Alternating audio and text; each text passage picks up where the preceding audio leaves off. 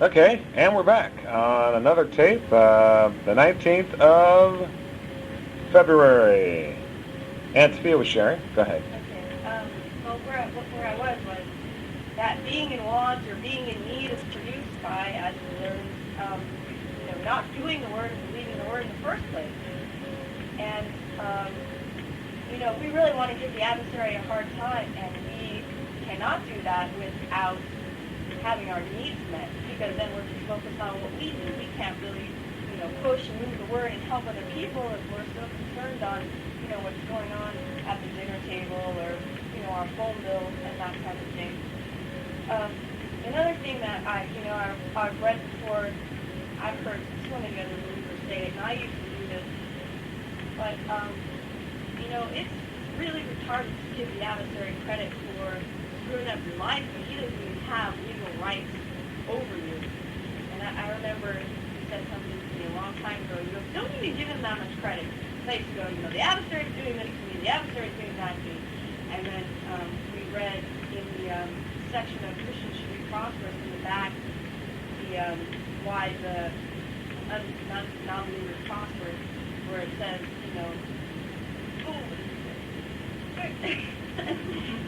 but it's along the lines of, giving the adversary credit when he doesn't even have any legal rights over your life. I mean, so don't even confess. The adversary is messing up my life. But then what are you focusing on? You're focusing on the adversary and what he's doing. And as we learned in the blue book, we focus on what we want, and that will root out and dispel what we do not want. So focusing on what the adversary is doing is not the best way. So we focus on what we sweet, and we have no lack, which is focusing on more of the side of what we do have to get things done. A lot of tremendous things have happened between my husband and I in the past couple of days because of what's been shared. I'm just thankful. So thankful. I have a lot of word fuel to go home and kick it up another notch. I'm very excited and very thankful. It's in the synchronized life. Synchronized life.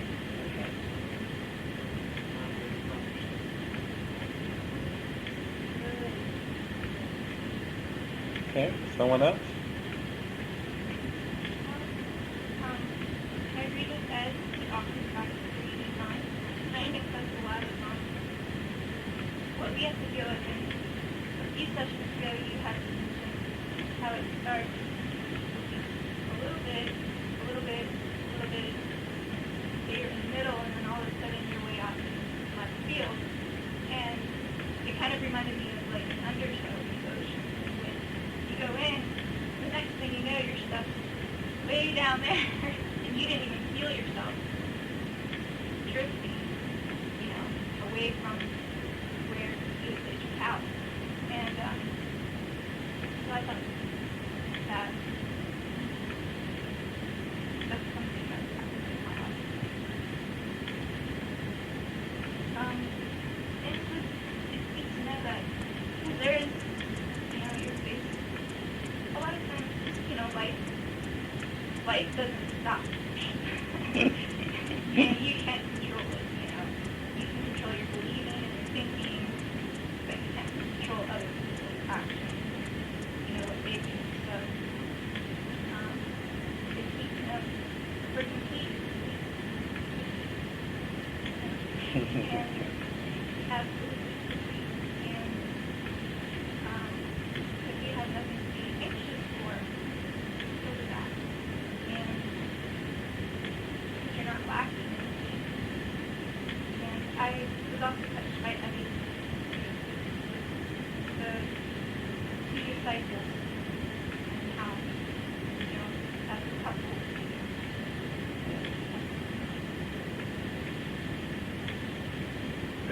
It's amazing to me how simple the concept of the believer not getting their needs met without discipline, but it's amazing how easy it is to fall into that, that loop.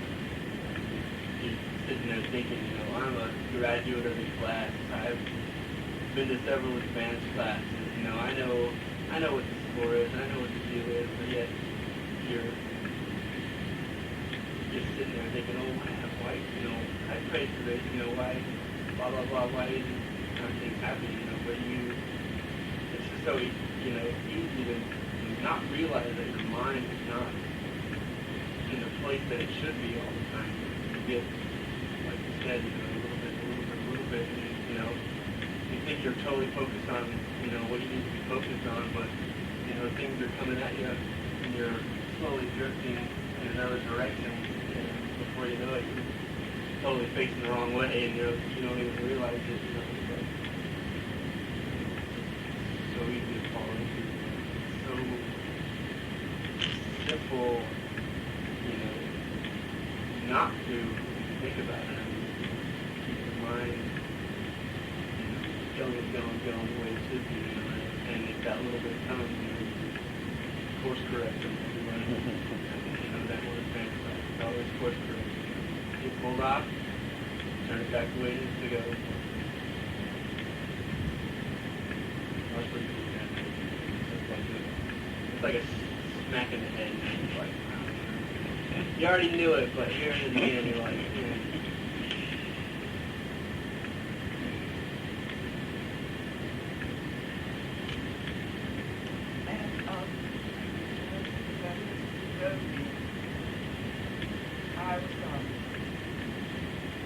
I was thinking about what we think about it.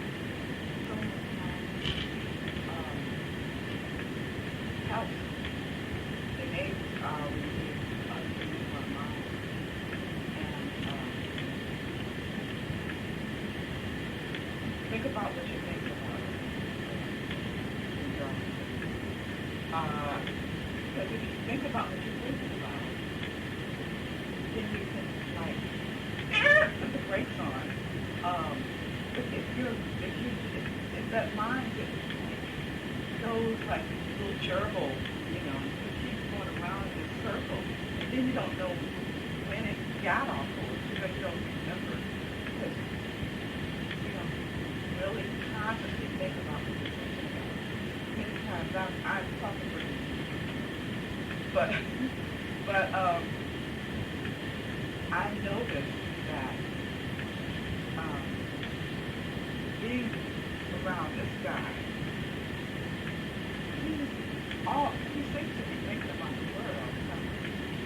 And I don't know, sometimes I want to just talk about nebulous things. Just to entertain, you know, the thought of, yeah, this passed through. But it's very interesting how when you think about the word, every situation, you put your mind into what does the word say about that? It gives you so much of a broader avenue in which to operate. And in every aspect of life, you cover it. It's all covered. All the answers are there. And if they're not, we have crisis, we have, you know, experience out of us, which enable us to even understand deeper the things that we're thinking about. And when we're thinking about the word, we're putting thoughts or actions. How can I do this thing? Why not thinking that? Forget why I'm thinking that. What does the word say? Because why I'm thinking that takes me on another different way, you know. Well, because of him. Of course, that's why I'm thinking that. So it's at the new mind began with that thought process. What are you thinking?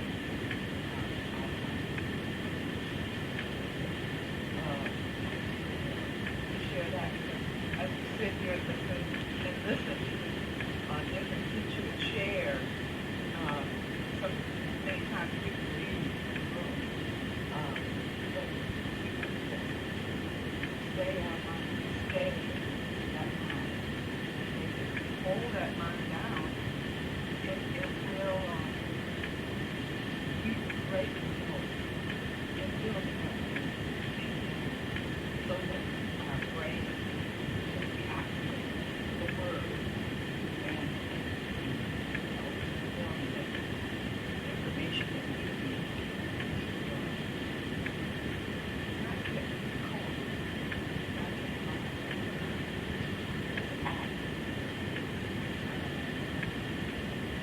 from a spiritual perspective, get our head to spiritual gear. And that's what spiritually is spiritual gear. Always. That's what I saw. I was thinking a lot about food allergies lately, because I was talking about being allergic to peanuts and all that stuff, and I was thinking the way that they tell you to sort of figure out if you're allergic to something is to like write down what you eat throughout the day, and if you have a reaction, keep note of it. And that's kind of similar, like, to keep track of what you're thinking about. And like, am I allergic to that thought? Is that thought on the word? Am I going to have negative reaction to that thought? Kind of like that. That is. That's a great way of putting it. An allergic reaction. And we do. To the negatives of the world, we do have an allergic reaction.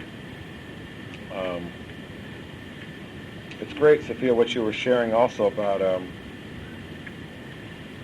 not giving the adversary credit.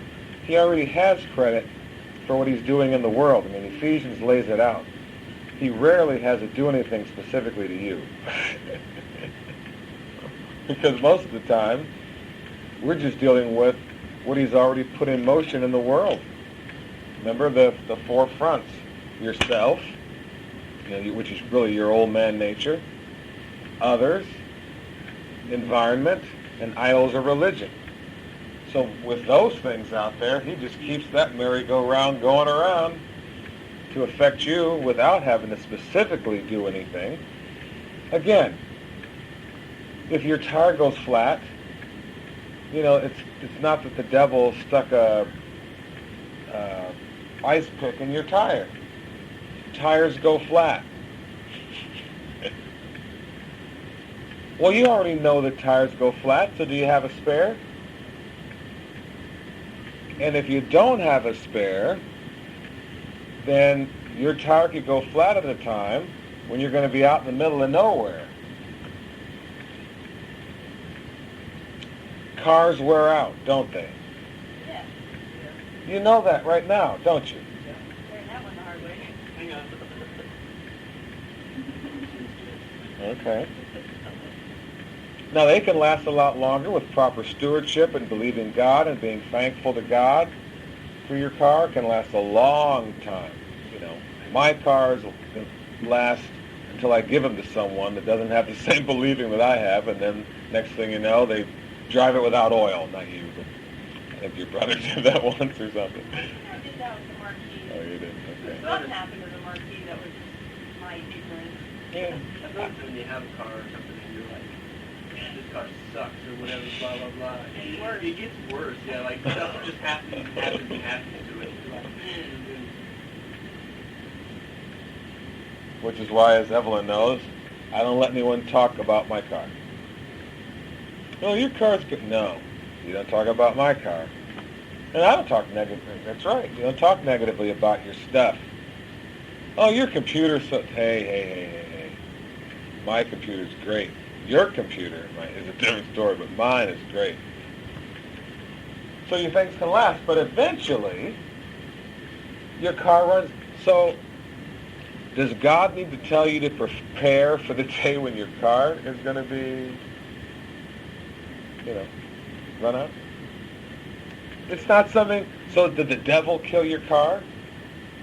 See, our degree is in biblical research and practical theology.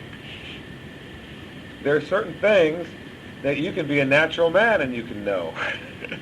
Like even Natural Man has books about putting aside money to replace your car. Because there's going to be a time, even the government, if you own a home, allows you a tax benefit because your home's going to wear out and need to be replaced, fixed up, repaired, etc. So these are things we can know. So the adversary doesn't, he didn't on purpose, kill your car or something. That's one of the things that happens. People pull out in front of you. You're not the perfect person. Now, we're believing never to have accidents, and that's where your believing should be. But we have insurance, right? I mean, these are things that are just real basic kind of things that we can do, that we can plan for, that we can believe for, prepare for. And if you want to have kids someday, that's one of the things that you can plan for now, if that's one of the things you want. Kids cost money. Let's see, what was it? I came across it in this book, Strap. They actually have some statistics on what it costs to raise a kid. It's like $800 a month for a new baby. Take care of it. Yeah? Oh, go ahead. If Satan has no power over the Christian, why would you want to confess that? There we go. Right, but he has power. Right. The adversary's kicking my butt. The adversary's doing this. Yeah, some people do that. And that's not a good idea. Because you're confessing. I mean, it's back to the confessing great need kind of situation. Right. We're going to go back into Philippians today.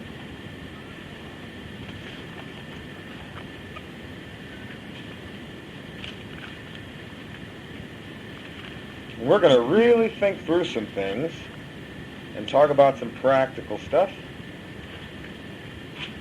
so that we're for our application of the Word. Something hit me in Ephesians this morning that blessed me tremendously. And it ties in with something that was taught to me years ago. If you're in a situation that you don't want to be in, you have two choices. Or that's not blessing you have two choices. Change your thinking about the situation, or, change the situation. Yeah. That's one aspect. There could be other ways to do it, but you either change the situation or you change your thinking about the situation. Before we get to Ephesians, you might remember that verse that says, let him that stole steal no more, but rather let him labor, working with his hands the thing which is good, that he may have to give to him that needeth. That he may have to give. In order that is the Greek word hina, H-I-N-A, which would just be I-N-A. Really from the Greek, but so it's a hard breathing. Hina. In order that you have to give to him that needeth.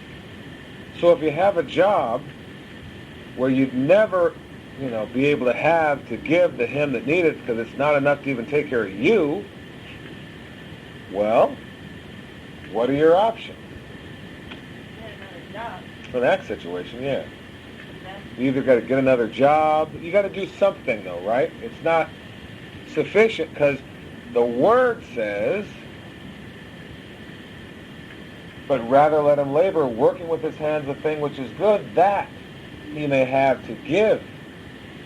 So if we don't have to give, if we're in a situation that won't allow us to have to give, then that's not a situation where we'll ever be able to do the Word.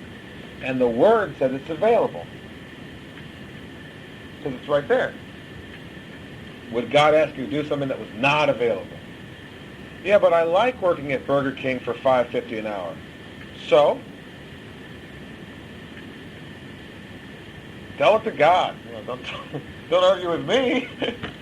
Working there enable you to have to give. Well, no. Oh, okay. See, this is just thinking now. This is taking on responsibility. You know, there are things in this book, Strapped, where it talks about the things that people do when they feel like they've grown up. One is taking on your own responsibility, being financially independent of your parents, for example, is being grown up. One of the things is moving out from your folks' house, having your own place. These are some of the things that indicate a grown-up, you know. And so, in the Word, though, there's another level, having to give to him that needeth. That puts us in a, you know, we've got to be at that category. That's what the Word teaches.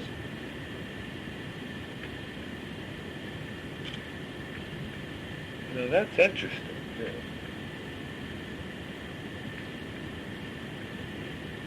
Really interesting.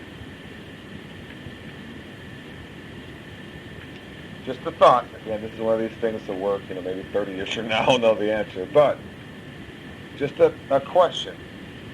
Have you stopped stealing if you haven't worked hard enough to have to give to him that needed? Just a thought.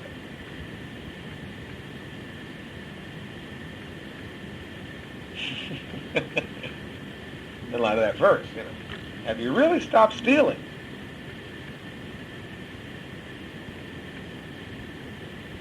You know, are you just taking or are you contributing?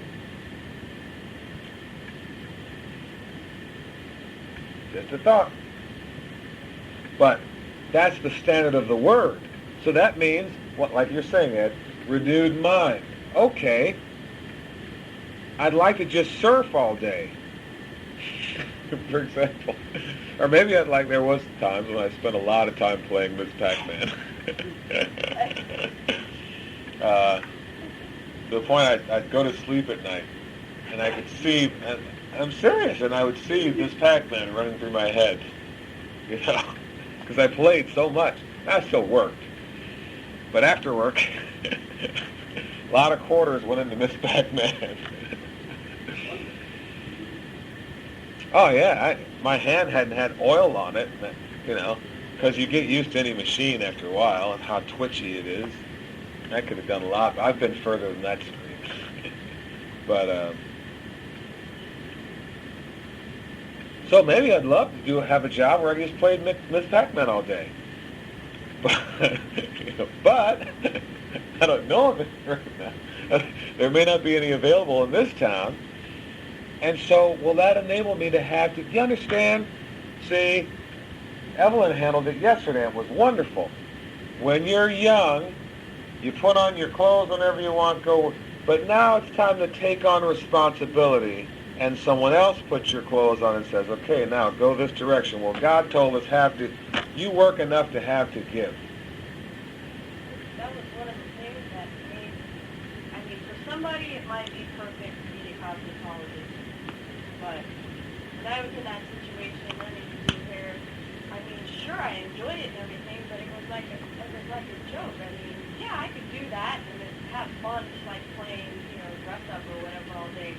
But to have enough to be able to give, I could not foresee in that situation. And that's one of the things that really added to my decision to, you know, take off. I mean, I would have to have a string of salons to, you know, go in public or something like that. Not for someone, maybe, but not for me. Now you brought up another possible solution. You really love doing hair. Working for someone doing hair may not ever be the solution. But could you own your own hair salon or chain of hair salons? See, if you enjoy that, it's something that you just love. Okay. Well, God's not trying to take away everything you love. You know, that's not the way it is. But can we think it through enough where, okay, how can I do what I love, Father, and have to get... See, you haven't thought far enough yet. If you've stopped at, well, I really enjoy doing this, you know, so I'm going to do it even though I go broke doing it. even though I never have any money, even though I get stuck. This book, nickel and dimed, I read the whole thing now. I just don't know how I'll have the time to read as much of this as I'd like to, but it has a lady that worked at Walmart full-time, could not find affordable housing. This is in Minnesota. After you work there 2 years, they'll raise you to $7.75 an hour. And someone was so proud of that. She started at $7 an hour, but to live, I don't know what. Is that old and Yeah. What do they start at now? I'm making like 9, 16, everything. Okay, this was copyright 2001, so I think she did the research in 2000. So, adjusted for inflation or time, but even so, finding a place to live, the numbers just typically don't work out for entry level. We're not even talking minimum wage now. We're talking, quote, unskilled labor, and yet in any job where you've got stuff to do, there's skills involved. And if you really work, you're exhausted by the end of the day. And a lot of people still have to work 2 jobs. Or they take on a boyfriend that they don't really want, but they have to, because without that boyfriend, they don't make enough money to pay their rent and to have any kind of a life. Many of them are paying 50% of what they earn is going to their rent alone. They start doing the math. I'm talking now, again, low-wage jobs. Walmart is in that category. Quote, unskilled. They call it unskilled, but even so, you got to have skills. Now, you learn them on the job, but to work at Walmart, to be a waitress at a busy place, you better have some skills. You're going to have to develop them if you're going to make any money. To be a housekeeper, a house cleaner, the housekeeper that comes in here, the house cleaners, the mini maids and the mighty maids and the maxi maids and the maid in the shade and all those maids. She did those different jobs, worked as a waitress. And she has a PhD, works for the New York Times and all these different kind of things, but wanted to go in and see, could you survive in America by yourself, working a job, and, quote-unquote unskilled labor. One place she was able to do it barely, but if anything went wrong, if your car had a problem, health problem, anything, you're out. You're done.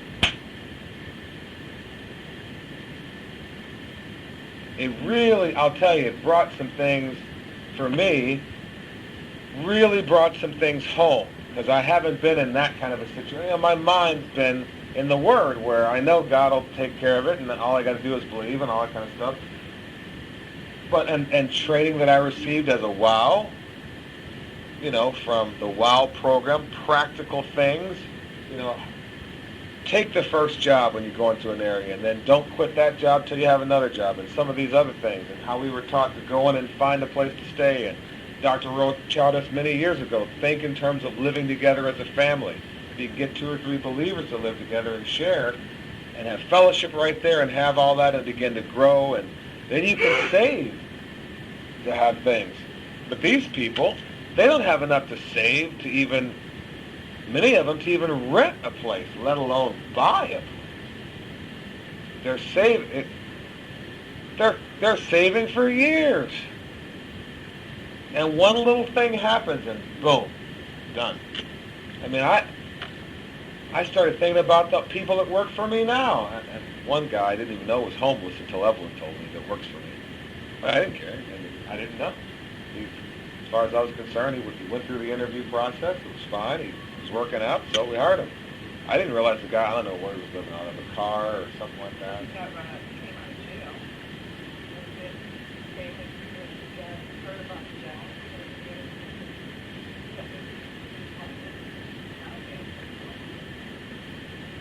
Well, if you're in a halfway house, you're not homeless. Well, so then you're homeless. And there are a lot of people, another statistic, a huge percentage of homeless people work full-time.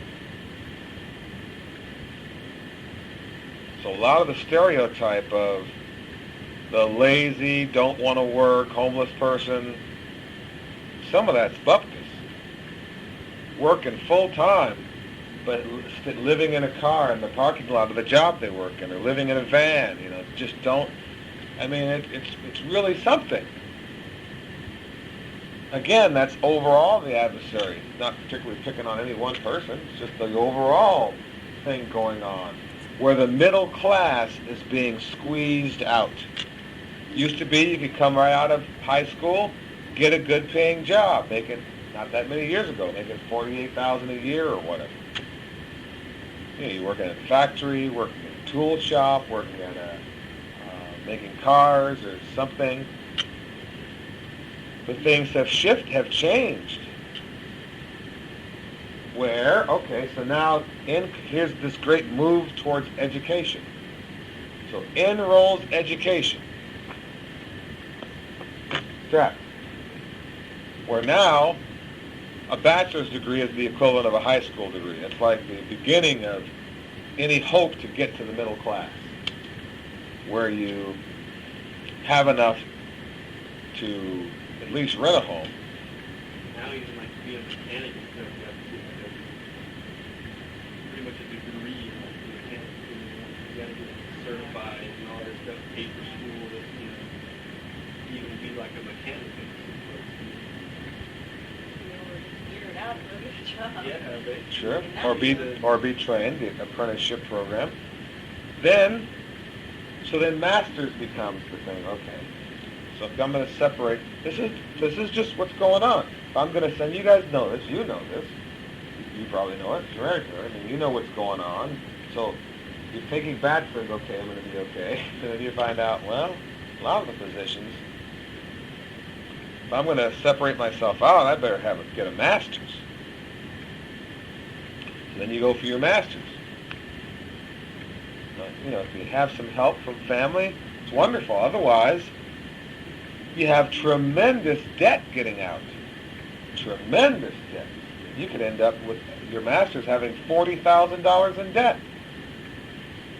But the job you get doesn't compensate for that. For 10 years, you can be paying your $40,000 in debt off over 10 years, as if that's the only debt you have. Because in addition to that, then you start adding credit card debt to that. Current living expenses. And you're really just at a higher level here at Strapped as these people are at nickel and dime.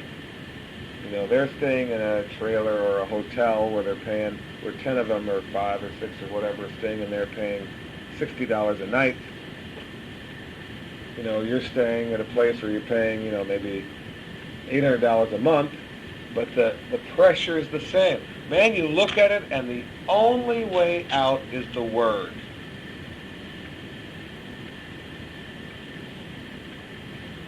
That's the only way. Getting God's Word in your mind and heart to know that you're complete, to realize that you can accomplish anything you wanted to accomplish, you chose to accomplish, to think through, well, okay, well, if I can't do this being a cosmopolitist, then I'll own a cosmetology shop, or 2 or 3. How are you going to do that? Well, first thing is, you get your Release from Your Prisons book out, and you set your pictures in mind, and you start your believing process. And we're going to read about other things and talk about other things that can be done. But man, oh man.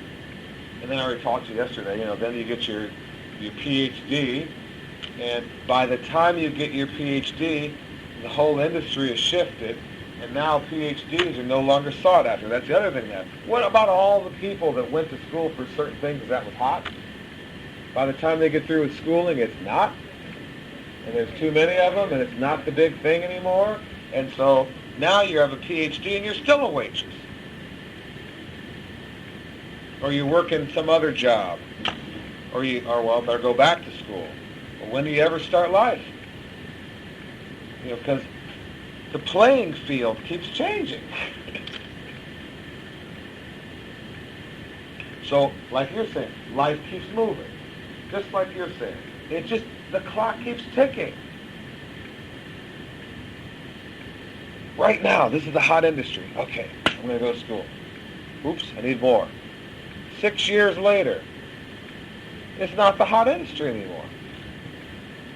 In our country, it doesn't even take 6 years anymore for something to go from hot to not. To just being a commodity where, oh yeah, well, no, I'm sorry. Yeah, but I have all this training. Oh, yeah, that market's flooded. But I have a bachelor's. Okay, well, bachelor's then, you can be a clerk here. You know, we now, to be in this position, great, you can, but I have, you know, I'm qualified to do rocket science. We understand, we could use a cook. Can you cook? Wow. And employers want to find the least expensive labor. You know, there isn't this thought of, some of them just don't know what a living wage even is for someone that works with them. I'm thinking now of having fewer people work for me and paying them more, you know, and reading this. I've been thinking about that. But then the people I let go are making more, some of them, than they would make if they start looking around. So then now, gee whiz, now they're going to be hurt because they, you know, because the $9 an hour guy who was homeless, I didn't care if he got out of jail or not, if he was willing to work and willing to do the job, but a lot of other places do. And now they have these personality tests, you know, these AccuTrack tests, where they try to trick you. It's sometimes okay if someone has to sell cocaine, you know, just to survive, right? Now, right, you go, yeah, right, I'm gonna say, yeah, sometimes. But they give you this range. Oh, it's never okay. Sometimes okay, whatever. 1 to 10, and you go, well, it probably is sometimes that it's okay, so you go 9. Now you don't get higher. And they rephrase it like 5 other ways to kind of trick you. To trick you, to somehow catch you. What's the average amount you've stolen from your previous job? It's like, when did you stop beating your wife? You know? When I had it at Walmart, it was like, how many supplies did you take from your last job? They had like 4 questions like that. They're like phrased different ways. Like, how many office supplies would you say you've taken over the course of your life from your job? And it's like, I must have done it wrong because they didn't hire me. I'm like, no. Yeah. And then what if you're honest and you really did take a pen home? You know, so you took a pen home once, or a paper clip, and you go, oh yeah, I did take that paper clip. Well, I took a paper clip, and it, you know, so you don't get hired. Yeah. I remember one job for Gordon's Jewelers, I had to take those questions were asked while I was hooked up to a lie detector. For this jewelry store, I was hooked up to with a lie detector you had to go through. I got hired.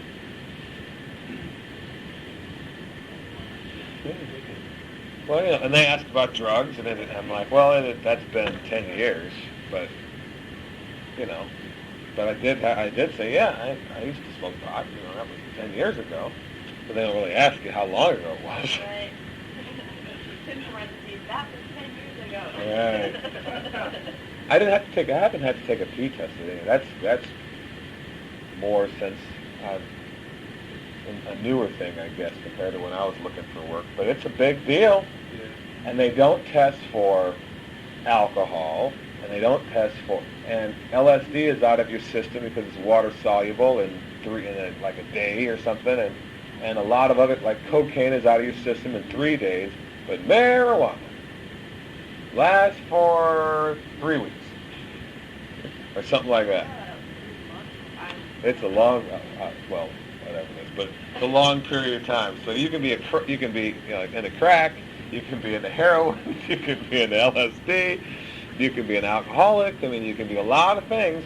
But if you smoke pot, nah, we can't hire you. you're a pot smoker. We found cannabis in here. I mean, yeah. So, and of course, they have these things that teach you how to get how to get clean tea. You can go and buy for $50 or whatever it's up to now, $100. You can buy this stuff that's a diuretic and you got to drink 3 gallons of water and every day for 3 days and all this kind of stuff you got to do. Yeah, so you can pass the pee test. But this is the world now. Now what, though, are we going to do? See? What are we going to do? Are we going to allow ourselves to be strapped like the rest of the world, or worse, nickel and dime, where we can't afford this, and we can't afford that, and we can't afford this, and I need this, and I need that, and all that kind of stuff? Are we going to allow our people to be there if they don't want to be there? Not just us have to give. What about our people? Their hopelessness. You know, if you're not going to live with someone that you'd really rather not live with, or if you're not going to have to stay with family or have to get a boyfriend that you really don't want, but he's paying for half and then he loses his job and now you're paying for both. Or you get married. Sometimes people get married early because nickel and dime. You know, I'm just not making it by myself. And so the knight in shining armor. You read about these waitresses in this thing, and good Lord, you don't have to be a pickup artist. All you have to have is a good job and a car. And not be a complete wacko. Even if you are a complete wacko, you got a job and a place to stay. Or if you're willing to share in the rent. A lot of women in this situation, that's what it's gone to. And these are the people that we're called to minister among and teach the word. These are some of them. These people were, the poor you have with you always. These are the poor of America.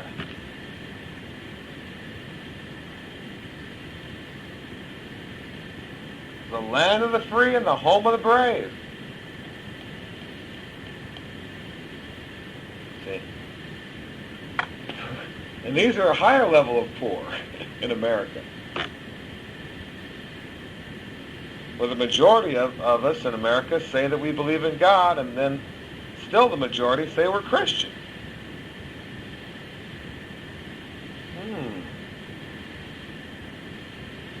Man, oh man. What can we do about this? There's got to be something we can do. Let's look at Philippians chapter 2. Yeah.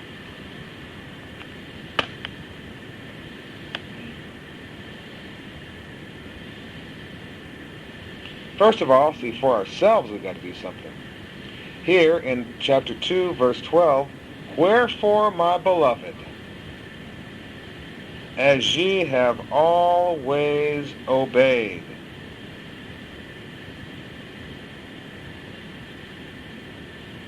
Not as in my presence only, not just when I'm personally present. That's the word parousia, P-A-R-O-U-S-I-A, parousia. That means the personal presence of the one spoken of. Not as in my presence, my personal presence only, but now much more in my absence. Work out your own salvation. The word salvation there is, I forget if it's soteria, but it's from the word sozo, which means wholeness. Here also, I have a note, maturity. I understand that note now. Don't you? See? Have to give. Maturity. Ephesians, you're supposed to be faithful in Christ Jesus. Mature. Now this is Philippians correcting the practical error. If you allow yourself to not be mature, to have to give, then Philippians comes along and says, hey now, work out your own wholeness, your own maturity. Now, wholeness here would deal with physical, mental, spiritual, meaning renewed mind, life, financial. You're already whole in terms of being complete with the Spirit of God, right? Going to heaven, all that kind of good stuff. You're already whole in terms of now you have the Spirit of God. You're saved. You're saved. But what about now manifesting that completeness? Demonstrating that completeness? Showing forth that completeness? Work out. Work out. I was on my treadmill at home, which we bought one and stuck it in the basement, and we bought it at Walmart. Or was it, no, it was Sam's Club. Sam.